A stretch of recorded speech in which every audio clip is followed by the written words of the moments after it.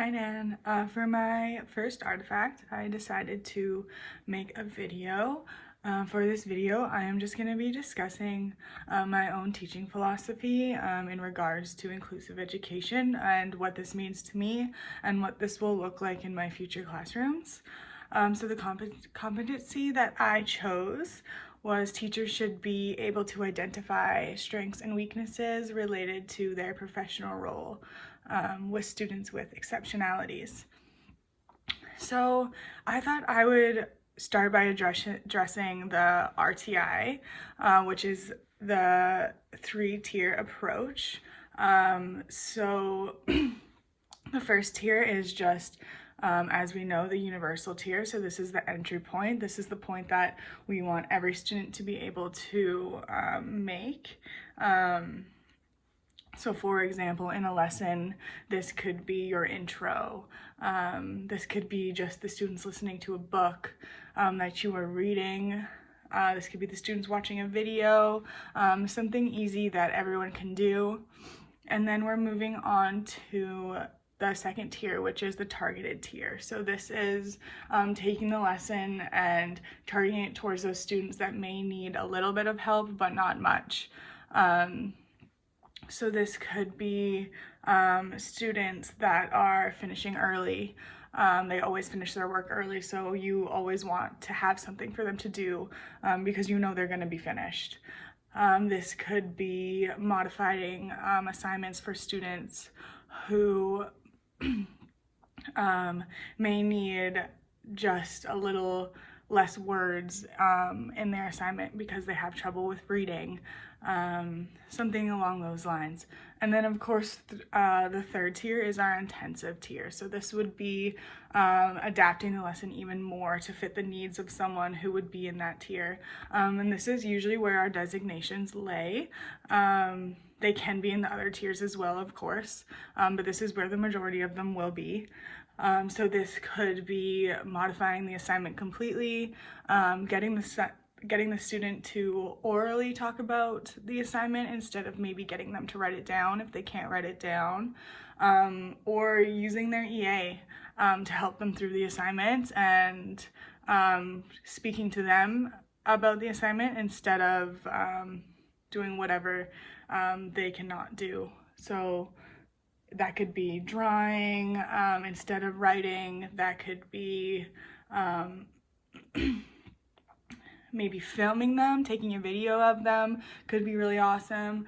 I know that I did a project for another class, EDHC, and me and my partner Kelsey talked about Fresh Grades, which is an awesome program to get parents really involved with their child's education. So through this program, you can upload pictures, upload videos of the students' work, and the parents can actually be connected on that platform as well and see these pictures and see these videos, and they can comment and reply, and you as a teacher can access those as well.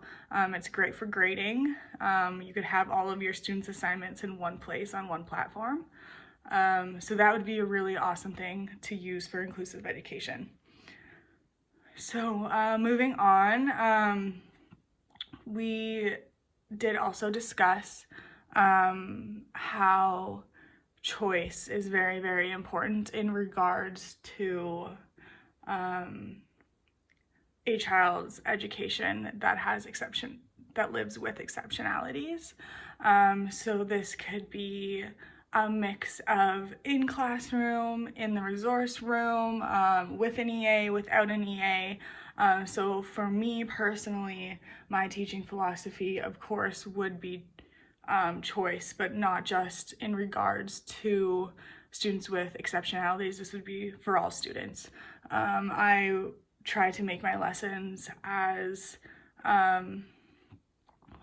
involving as much of a variety as I can. So this would be giving the option to students on how to present their learning and giving them multiple ways to do it, because some students do not, for example, they struggle with writing. So they might not be as strong in showing how well they know the science content in writing. So it is important to give them other opportunities to show that they know the content. And it's not just writing or reading that is in their way of showing that they know the material. Moving on to a sensory classroom. So it is very, very important to make your classroom a sensory classroom. I am, of course, going to do this in my future teaching practice. So this, for me, would include a calming area. I think this is a very important aspect of a classroom. My practicum right now is a grade 3 class in Merritt at Nicola Camford, and they do have a calming area in the classroom. And I thought that was awesome, and the students do use it quite often. So for me in this area, I would have some nice like calming lights, maybe some blankets, some just soft, comfy things, maybe some like clouds. I could decorate that little area with clouds. Yeah, things that are just smooth, not very rough. And of course, I would like to include a check-in for the students so that they can check in with their own emotions and figure out where they're at and how to get to a more calming place. So of course that would be there as well. So also with a sensory classroom, you need to integrate sensory into your actual lessons. So I thought this would be awesome to start in an English language arts lesson. So you could talk about the 5 senses, what they are.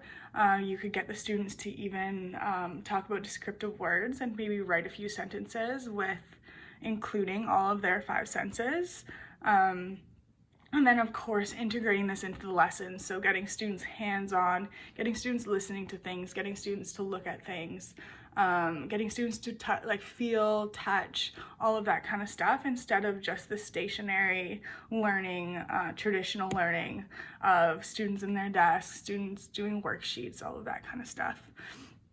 So another important aspect of sensory integration is movement breaks. So as I'm in grade 3 class, they do need quite a lot of movement breaks. They are a hyper class. So this could include going outside for a couple laps around the field. Maybe we could do some yoga in class. We could do some stretching. We could have a little mini dance party for a couple of minutes. That could be fun with grade 3s. So for movement breaks, very important. You could also have students do heavy work jobs if they need a lot of the movement and touching outside of the movement breaks. So getting them to move chairs, getting them to move tables, all of that kind of stuff. And then of course the varying seating is important as well. So having areas where students can move to if they need to. Also, therapy balls are an awesome way to get different seating options in the classroom without being very obvious or very disruptive. So now talking about my weaknesses as an inclusive educator. For me, I struggle with the actual designations and knowing what is in those designations. I think for me, it's just gonna take some time and practice with, of course, students in the actual classroom who have these designations. For me, I just haven't had a lot of in-class opportunities to be with these students, so I think it's hard for these designations just to stick in my brain just from reading them and studying them, of course. So that, of course, is one of my weaknesses. So that would translate into me maybe not being able to catch a student who has an exceptionality early. So that could be very problematic, of course, especially in the lower grades for students who will not have designations yet because it has not been caught. So that is something that I do need to improve on as an educator. And of course, just general knowledge on these designations as well is something I need to improve on.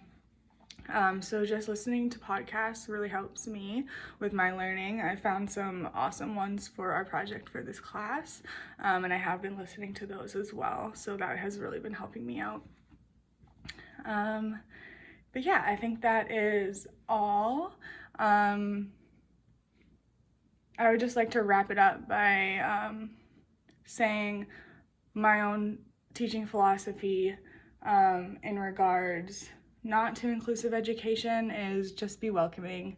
I really strive to have a very welcoming and presence in my classroom, just so I can get that connection with students and they feel welcome coming to me for anything or asking questions or anything like that.